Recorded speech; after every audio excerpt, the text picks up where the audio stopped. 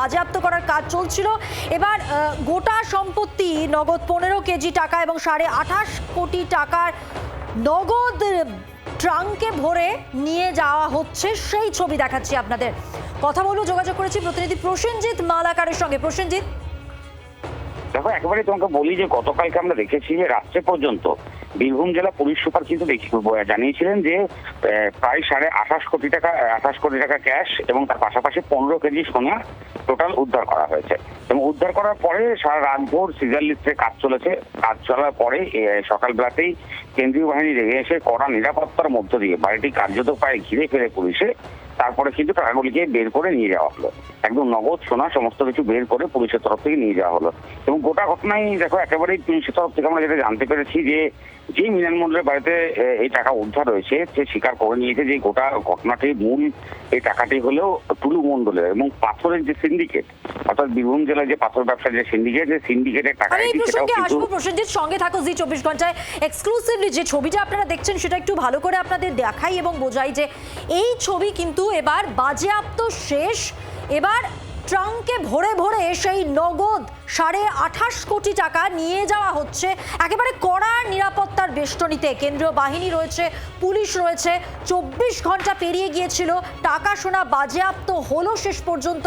মোট 15 কেজি সোনা উদ্ধার হয়েছে, 28.5 কোটি নগদ উদ্ধার হয়েছে। বীরভূমে গতকাল থেকে আপনাদের দেখাচ্ছি টাকার পাহাড়, যার সূত্র ইতিমধ্যে আমরা জানতে পেরে গেছি। একদল ডাকাত যারা এই মিনার মণ্ডলের বাড়িতেই ডাকাতির পরিকল্পনা করেছিল তাদের ধরে তাদের জেরা করে পুলিশ সূত্র পায়। এবং গতকাল বলা যেতে পারে ভোর থেকে এবং পরশু মাঝরাত থেকেই টাকা গোনার কাজ শুরু করে তা শেষ হয়েছে গতকাল মধ্যরাতে এবং তা বাজেয়াপ্ত করা সেটাও এবার শেষ হলো। এই গোটা প্রক্রিয়াটার পর এবার এই গোটা সময়টা ধরে যা যা উদ্ধার হয়েছে, যে পরিমাণ টাকা উদ্ধার হয়েছে, যে পরিমাণ সোনা উদ্ধার হয়েছে তা বাজেয়াপ্ত করে এবার নিয়ে যাওয়া হচ্ছে। সঙ্গে রয়েছেন টেলিফোন লাইনে প্রতিনিধি প্রসেনজিৎ মালাকার। প্রসেনজিৎ, কি দেখছো এখন? ইতিমধ্যেই সেইগুলিকে বের করে নিয়ে যাওয়া হচ্ছে এবং কড়া বেষ্টনের মধ্যে, যেমনটা তুমি বলছিলে। এবং গোটা ঘটনায় তুমি দেখো একেবারে টোটাল মূল্য যদি তুমি দেখো প্রায় 50 কোটি টাকার অধিক। তার কারণ 15 কেজি সোনা যার বাজার মূল্য প্রায় 22 কোটি টাকার কাছাকাছি এবং তার পাশাপাশি অন্যদিকে প্রায় 28.5 কোটি টাকা ক্যাশ, অর্থাৎ সেই টাকা এবং সোনা দুটিকেই কিন্তু গতকাল রাত্রে আমরা দেখেছি পুলিশ সুপার, বীরভূম জেলা পুলিশ সুপার জানিয়েছিলেন। তারপরে কিন্তু সিজার লিস্টের কাজ চলছিল এবং সিজার লিস্টের কাজ কমপ্লিট করার পরে একেবারে কড়া নিরাপত্তার মধ্য থেকে যে মমতাজারের দেউচা এলাকা সেখান থেকে বাড়ি থেকে কিন্তু বার করে ইতিমধ্যে সেগুলিকে নিয়ে যাওয়া হচ্ছে।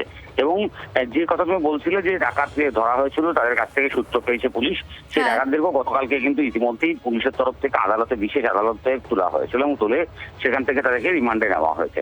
এবং অন্যদিকে এই গোটা ঘটনায় কিন্তু চাঞ্চল্যকর মোড়ও নিয়েছে। তার কারণ পুলিশ সুপার যেটা জানিয়েছেন, একেবারে স্পষ্টত বলে দিয়েছেন যে পাথর ব্যবসায়ী, অর্থাৎ পাথর ব্যবসায়ী যে টুলু মণ্ডল, সেই টুলু মণ্ডলের যে পাথরের সিন্ডিকেট, সেই সিন্ডিকেটের টাকাই হলো এই ক্যাশ টাকা। সেটা কিন্তু সেখানে রাখা ছিল, এমনটাই কিন্তু মিনার মণ্ডল স্বীকার করেছেন বলে জানিয়েছেন।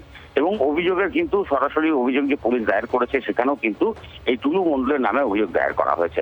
অর্থাৎ তুমি বুঝতেই পারছো যে টুলু মণ্ডলকে কেন্দ্র করে রীতিমতো একটা বলা যেতে পারে বিভিন্ন। প্রসেনজিৎ, একটু জানতে চাইবো তোমার কাছে, এই যে টুলু মণ্ডল, এর কোনো হদিশ মিলেছে কিনা? মিনার মণ্ডল, তাকে কি গ্রেফতার করা হয়েছে? তারা কোথায়? পুলিশ কি বলছে? দেখো পুলিশি হেফাজতের মধ্যেই রয়েছে মিনান মণ্ডল, এমনটাই আমরা জানতে পেরেছি। হয়তো আজকে তাকে আদালতে তোলা হতে পারে বা তোলা হবে। কিন্তু অন্যদিকে টুলু মণ্ডল যার বিরুদ্ধে অভিযোগ, অর্থাৎ যার এই সিন্ডিকেটের টাকা বলে দাবি করা হচ্ছে, সেই টুলু মণ্ডলে কিন্তু এখনো পর্যন্ত কোনো খোঁজ পাওয়া যায়নি এবং কার্যত বলা যায়। বেশ, তাহলে প্রসেনজিৎ, মিনার মণ্ডলকে জেরা করে নতুন কোনো তথ্য পাওয়া গেল কিনা? দেখো নতুন কোনো তথ্য বলতে একেবারে এই সিন্ডিকেটের টাকা, এটাই তথ্য যে একবার তিনি স্বীকার করেছেন যে এই টাকাটি তার কাছে রাখা ছিল বাড়িতে, সেটি পাথরের যে ডিসিআর এর কাজ চলতো, অর্থাৎ যে টুলু মণ্ডলের আন্ডারে ডিসিআর এর কাজ চলতো, সেই ডিসিআর এর টাকা, সিন্ডিকেটের টাকা, সেই টাকাটি তার বাড়িতে রাখা ছিল। তিনি সেটা পুলিশের কাছেও স্বীকার করেছেন, স্বীকারোক্তি দিয়েছেন এবং তার পরিবারের লোকরাও সে কথা জানিয়েছেন।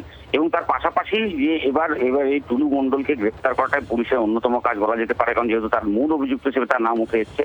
কিন্তু একেবারে বলা যেতে পারে নির্বাচনের পর থেকে স্থানীয় সূত্রে আমরা যেটা জানতে পারছি যে টুলু মণ্ডলকে কিন্তু আর সেভাবে দেখা যায়নি ফলে সেখানে দাঁড়িয়ে টুলু মণ্ডলকে গ্রেপ্তার করা আদৌ সম্ভব হবে কি হবে না পুলিশের পক্ষে, এখন সেটাই সব থেকে বড় দেখার বিষয়। কিন্তু টুলু মণ্ডলের নাম উঠে আসার পরে বীরভূম জেলাতে নানান প্রশ্ন ইতিমধ্যেই উঠতে শুরু করেছে, ফলে সেই জায়গায় দাঁড়িয়ে পুলিশ কি ব্যবস্থা নেয় সেটাও দেখার।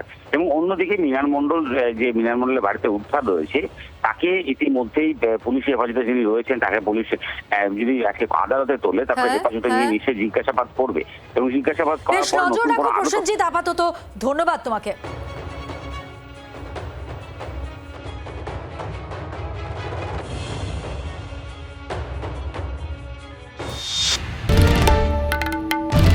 বাংলার আওয়াজ, বাঙালির আবেগ, জি 24 ঘন্টা।